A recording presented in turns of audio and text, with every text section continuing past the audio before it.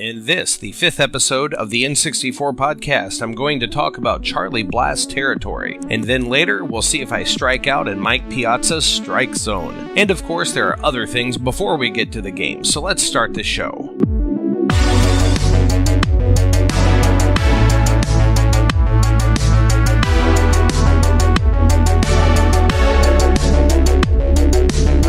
Welcome back, everybody, and actually I'm recording this a little earlier than I normally would, a whole day, so I'm actually excited about that. And so, I was going to talk about some pickups because I was in another town again, and there was this really cool retro store that I've only seen on Facebook and never actually have gotten the chance to go to because I live probably about, 20, 30 miles from this town, so I just happened to be over there for my job, and I had enough time, and I swung by.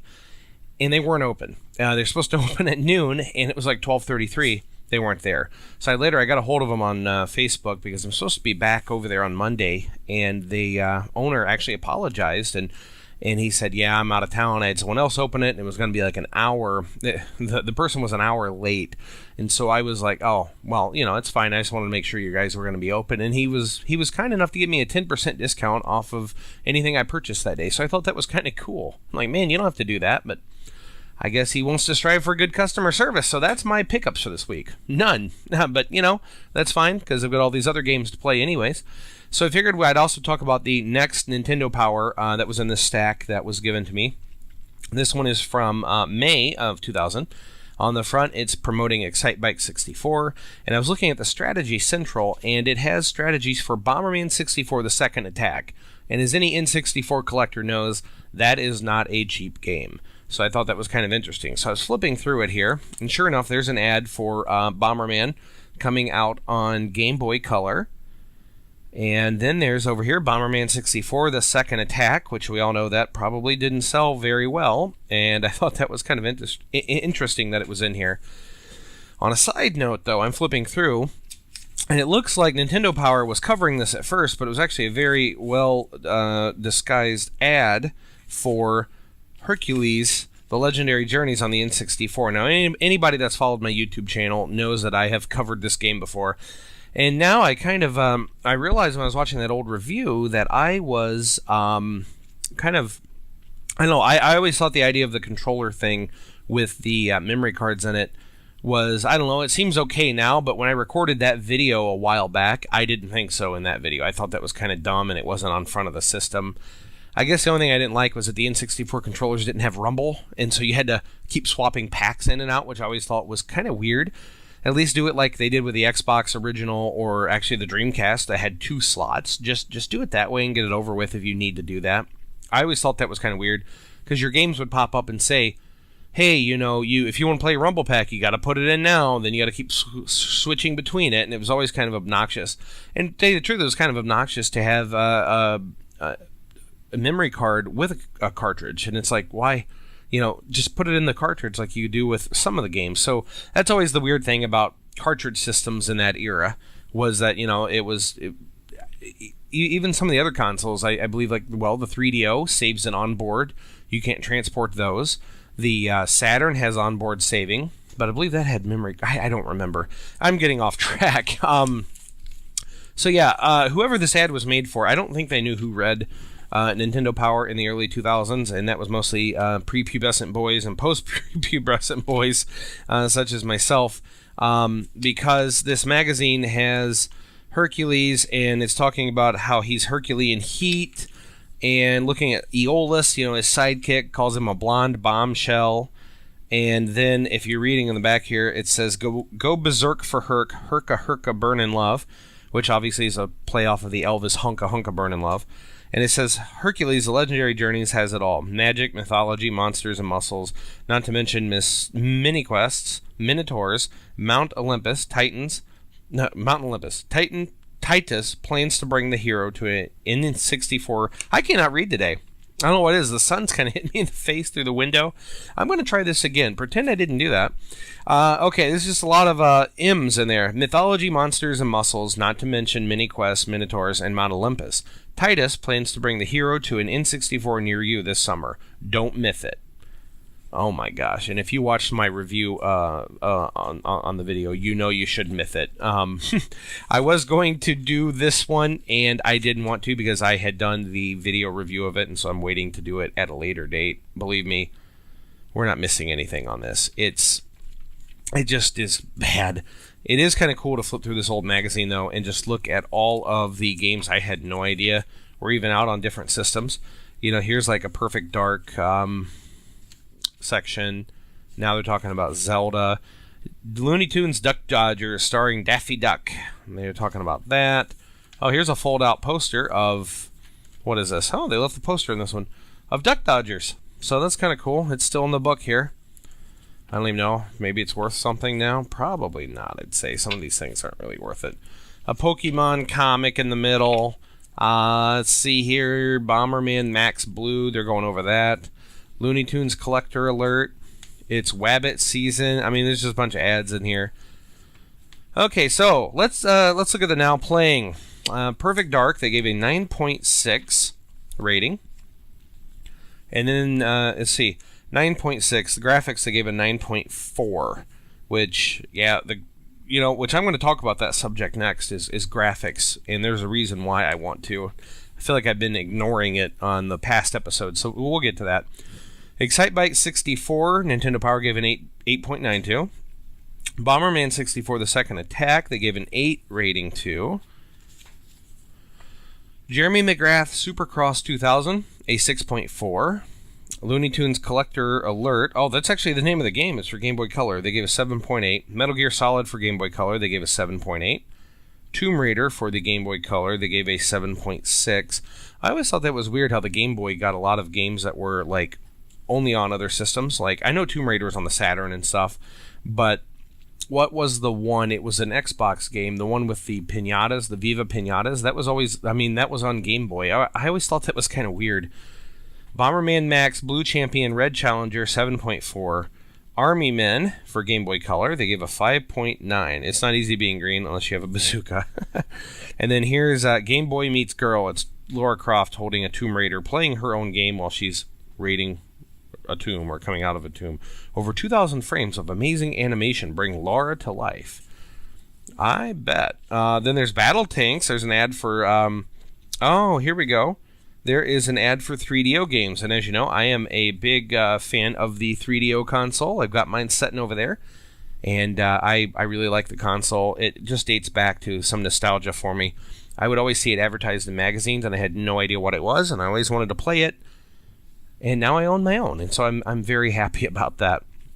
So the ad is, of course, Army Men and Battle Tanks and Heroes of Might and Magic, and these are all for the Game Boy Color from 3DO. And there's a guy that looks like Ed McMahon down here. It says, I've been canned from my last 4 jobs. Thanks, 3DO. Goof off anytime, anywhere. Oh, okay.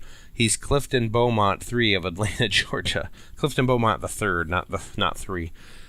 Okay, so I think I just want to look through here just a little bit more. I think this is kind of neat. I just want everyone to get my actual reactions to looking at this. I haven't even flipped through it. Okay, James Bond returns to the N64 with The World Is Not Enough. That was, can't wait to talk about that one when we get to it, because I actually like that game. A lot of people apparently do too, but we'll get to that one. And let's see, Battle at the Brickyard. There's some racing games being advertised.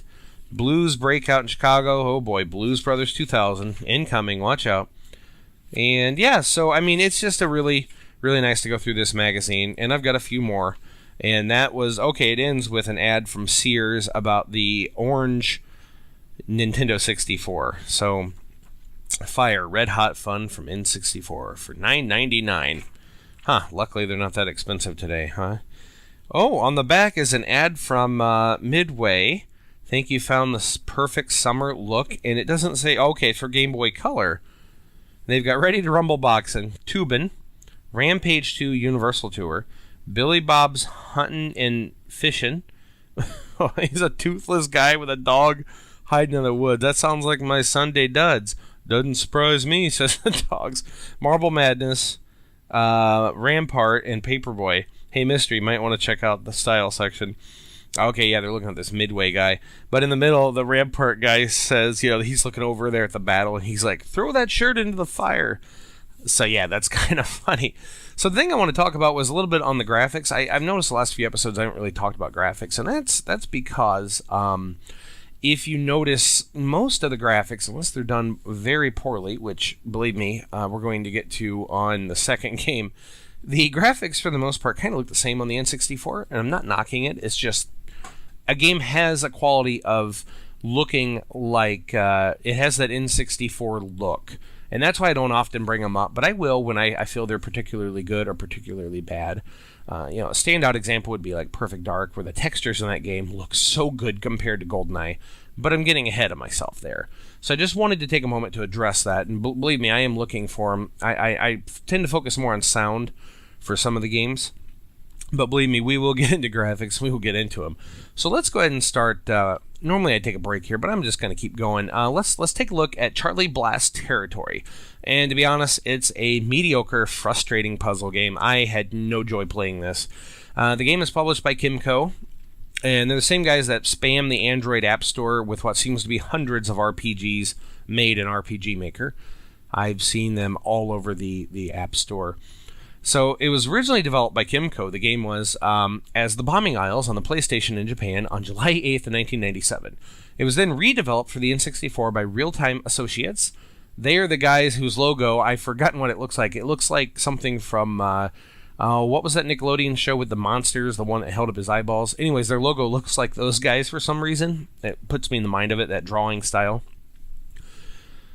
So Real-Time redeveloped the game, and they released it on April 30th, 1999, here in America. Now, The Bombing Isles is a game in the Kid Clown series, and when it was ported to the N64, Real-Time Associates changed the Kid Clown into a construction worker and changed the story. The story, though, is only in the manual, as there's no cutscenes in the game. It just starts up. The Bombing Isles was about The Bombing Isles was about King Clown asking Kid Clown to get rid of bombs on all 6 continents. But as Charlie Blast, you're tasked with clearing 6 rivers that were dammed by the King of Industry. So it's a little bit of a difference there. But I've seen side-by-side screenshots. It's the same game for the most part. There are different puzzles in the N64 version, but believe me, we'll get into it here. The Bombing Isles eventually did come to North America, but it didn't come out until May 2nd of 2001, so it was really late to its own party, which is kind of weird if you think about it. So the game is basically on a grid, and you're looking kind of top-down. You can change the camera angle a little bit. It's very limited, and so, I mean, like, there's water, and then you're on these boxes, and the game is played on this grid, and each little section Charlie walks from. And so let's see, there's spikes, and there's bombs you have to push, and your idea is you got to get rid of all the TNT on each section of the island, all the islands. So you got to create a chain reaction. The first couple of puzzles are fun, but when you're shoving the bombs in there, and then it gets frustrating later. Believe me, it certainly does. So that's the premise of the game. Is there's TNT, and you got to light a bomb to get all the TNT gone, and you have to make sure Charlie gets to a safe area as well. You can't blow yourself up with the bombs. Once they're all gone, the rest of the level flies apart, and then you're right back into a new level. And the neat part is that you're given a level code, and it's not like a normal code. It's like cards, so King of Spades, and Queen of Hearts, and this kind of stuff.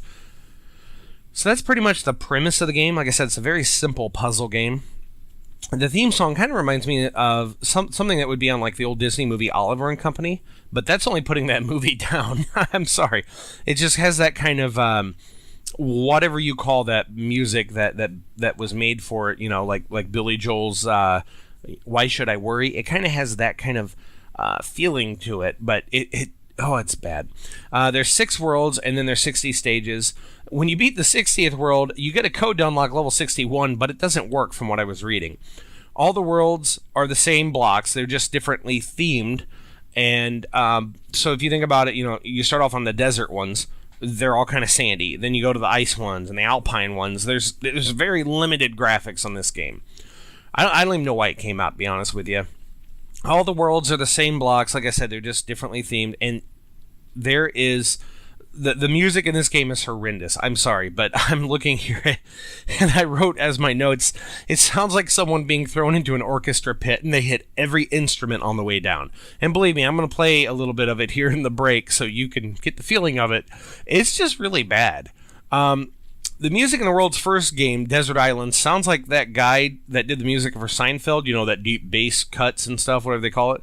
It sounds like he composed a track at a circus, because amongst the deep bass riffs, I can hear what I can only describe as a slide whistle. So I don't know if that's left over from the Kid Clown or what, but you just get this whole Seinfeld mixed with a very weird, So I'm going to go through here the different worlds, and then the different style of islands, and I'll tell you what I wrote about them. So you start off on the desert island, and it's a desert theme, sandy and tropical.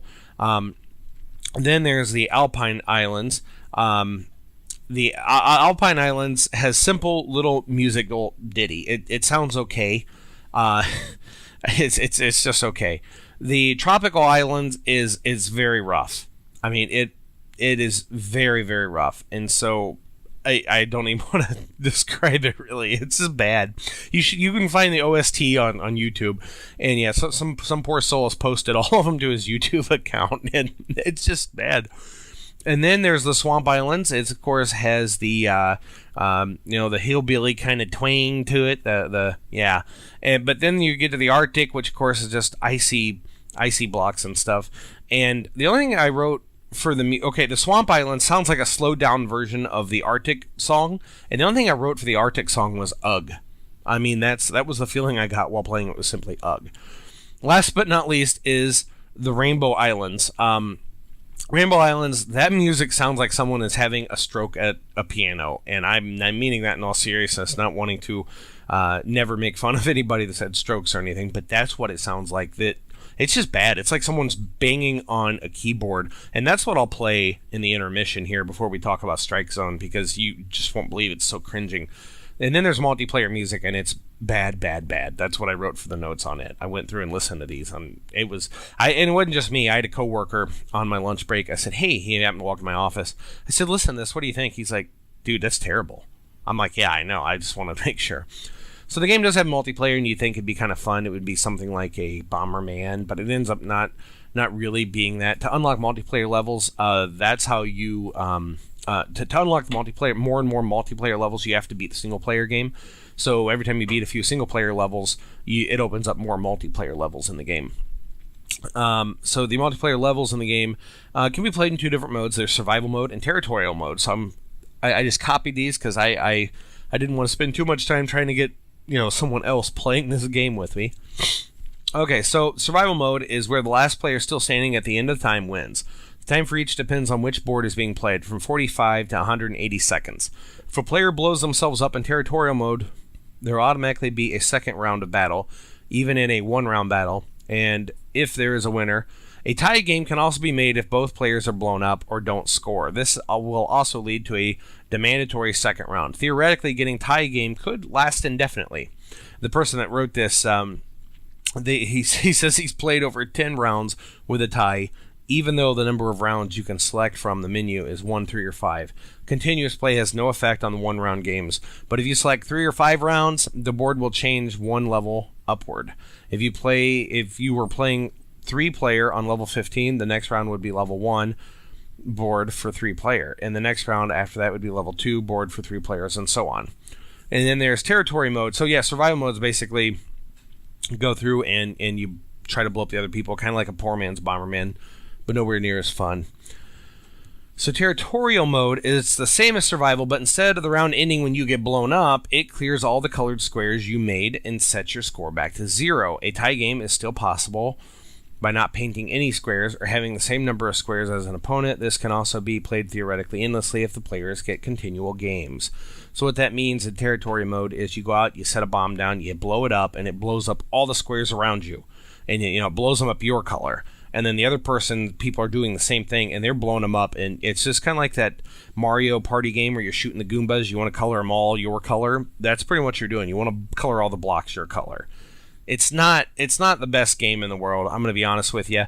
Let's look at some of the credits here for the game. Lead programmer was Matthew From. And Matthew From has also done, Math Blaster and the Prime Adventure, Barbie Beauty Boutique, Spider-Man in 1994, he was a programmer. Double Dragon in 1993, he was a programmer. Prince of Persia, he programmed it in 1982. Now, I don't believe that's obviously the original one, which was done by Jordan, I forget that guy's name, Jordan something. Should know I have the book in there. Let's see. Okay, yeah, he probably did one of the versions for yet one of the other systems that it came out on. And let's see, game programming was done by Glenn Kirk. He also did the AI in the game, and he also worked on Harry Potter and the Sorcerer's Stone programming, and Charlie Blast Territory, Night Creatures, The Adventures of Willie Beamish. Okay, I remember that game. So so this is the level of, I'm not saying all these guys are bad game designers or anything, but it's just, Greg Turner did the music for the game. He's the musical director. Now, he has worked on a lot of other games here. Soul Trapped Episode 1, Ollie Ollie Oxenfree, Army Men Air Combat, All-Star Baseball, Army Men Air Attack 2, Casper, Friends Around the World, Heroes of Might and Magic from 2000. I don't know. I'll have to listen to some of his other ones. I don't know if someone just told him go in there and hammer something out, or if it was the effect of what the interview I was reading from last week was talking about, where people that were not necessarily skilled enough, were doing the jobs for this game. So that's all I want to say about Charlie Blast Territory as far as, credits and stuff.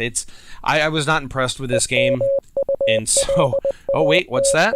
That is the emulation report. Yes, emulation, this game works great on Project 64. If you use Jaybo's video plugin, you'll see some weird artifacting on the top and bottom of the screen outside of the playable area, or at least I did. If you use Glide, everything seems to work fine. And now for the purchase report. You can get this game on Amazon for $7.25 plus shipping. eBay, I've seen them sell for as little as $5.99 to about $10. And so here's my closing thoughts on this game. The game's frustrating, and its controls. As a review of the game, I read said that there is an undo button, but if you've moved, it just turns Charlie back around. So, the controls are very frustrating in the game. Once you jump on an item, Charlie keeps jumping in that direction until he's out of things to jump on. It's very sluggish. Now, I normally like puzzle games, but when the controls work that poorly, I really can't stand them. The game would be a lot better if you could simply pull things as well. It reminds me of those random box puzzle games you see on Chinese clone consoles. It's a lot like that, except when you're done, you have to light a big bomb and to set off a chain reaction and then get the heck out of the way. I honestly played to level 6 until I got so infuriated with it I couldn't play for it another second. And by the way, you're timed on this too. So if you insist on trying this game, either emulate it or play the Blasting Islands on the PS1. It's the same game, but it has more of a funny atmosphere, and the music is leaps and bounds better. Okay, that's all we're going to talk about for Charlie Blast. We're going to take a quick break here. You're going to hear that horrible Rainbow Isle music in the break. I'm sorry, but just so you have an idea. And when we get back, we're going to talk about Mike Piazza's Strike Zone here on the N64 podcast.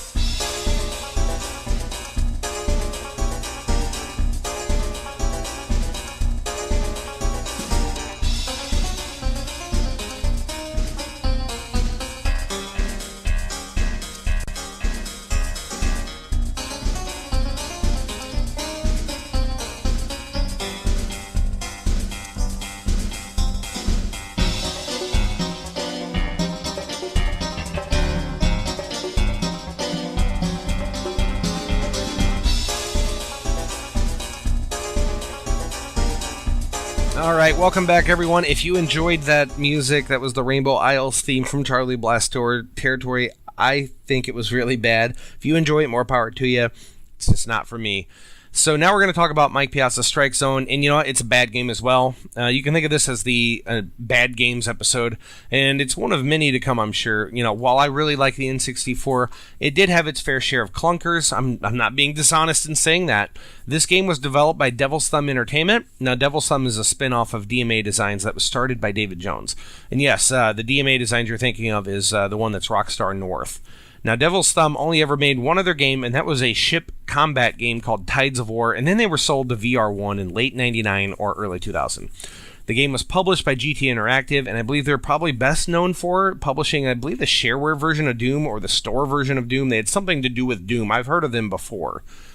Now, I'll be honest, I'm not much of a baseball fan, either watching the sport or playing the sport. But and that includes playing the sport as in playing it with a bat and ball, which is okay. But I'm also not a fan of playing the sport on consoles.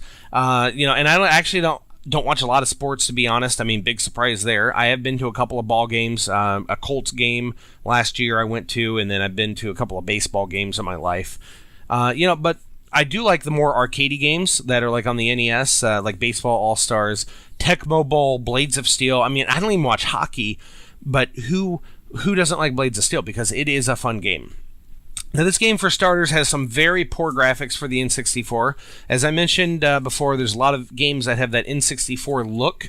This game isn't one of them. As Guy Desmarius wrote on thegamer.com about this game, he said, "The players themselves are faceless, giving the game an eerie feel. It looks like Field of Dreams as if it were made by Guillermo del Toro." And so I thought that was funny. The guy that made Pan's Labyrinth making Field of Dreams, that would be kind of creepy, I bet, or Tim Burton or something like that.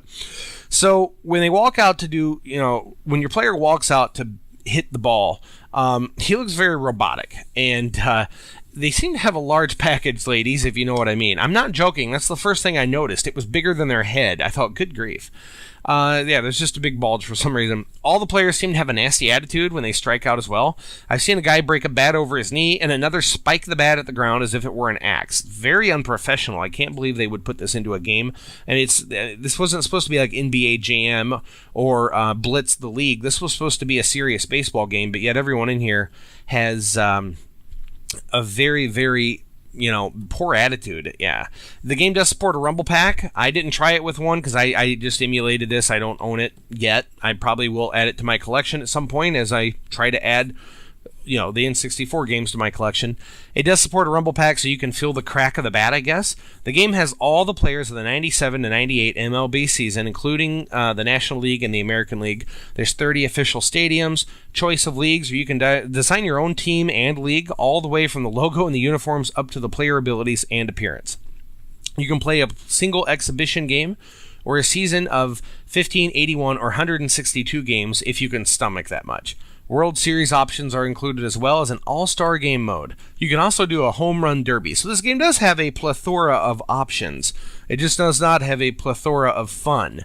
It's very cumbersome to control and hit, and it seems like every time you hit the ding ball, they are on it like that. The sound of the game is poor as well. The announcer sounds okay, but it's a little, but the little bit of music that plays during the game sounds like an old AM radio, or it's being rendered in mono and not in stereo. It has a very odd feel to it. So here's the emulation report on this game. The game runs fine under Project 64. Just don't use the Glide Video plugin, as that has Ucode issues on it. Purchasing report. Amazon, you can get this game for about $4.49 plus shipping. And eBay, it goes for about $3 to $4. So let's look at some of the credits for this game. Executive producers, GT producer, everything listed in here is under GT. I couldn't really find anything from Devil's Thumb Entertainment. So let's see who we can pin it on. GT producer Kirby Fong, and marketing manager, assistant product manager, production coordinator. So let's see. Production coordinator was Liz Fierro. So let's look at Kirby Fong here. Kirby Fong did some other games. I'm looking at the list. Godzilla Save the Earth, Godzilla Destroy All Monsters, Melee, Godzilla Domination, Driver 2. Worked on Death Jr. a bunch. Time Ace, Sonic Chronicles, The Dark Brotherhood, Nancy Drew, The White Wolf of Icicle Creek. And he's a producer on all these games. Liz Fierro, who was the production coordinator for this game, was a production manager and coordinator for Dark Vengeance, Tides of War, Unreal Tournament. Now, she did production art and trafficking manager, so that's interesting there. Load Runner 2, and that's That's about anything that shows up here that I'm actually noticing. Oh, Duke Nukem and Time to Kill programming production coordinator was a programming engineering department was a production coordinator on that. Oh, and did some art and trafficking manager for the upcoming, possibly soon to be released 40 Winks, which I'm believing that did get actually greenlit on Kickstarter. So here's hope everyone actually didn't waste their money and does get their cartridges. I haven't said anything about that because, number one, a podcast is kind of like a snapshot in time, so why bother talking about a current event when we're just trying to review these games? That was my feeling on it. So that's all here's my final thoughts on the game. I know this part's a little short, but I didn't really see, it's a baseball game. I don't know what else I'm supposed to say. It's a baseball game, so there's not much to say, as I just said, but I'll say this, and I don't care if it's a pun, this game strikes out hard.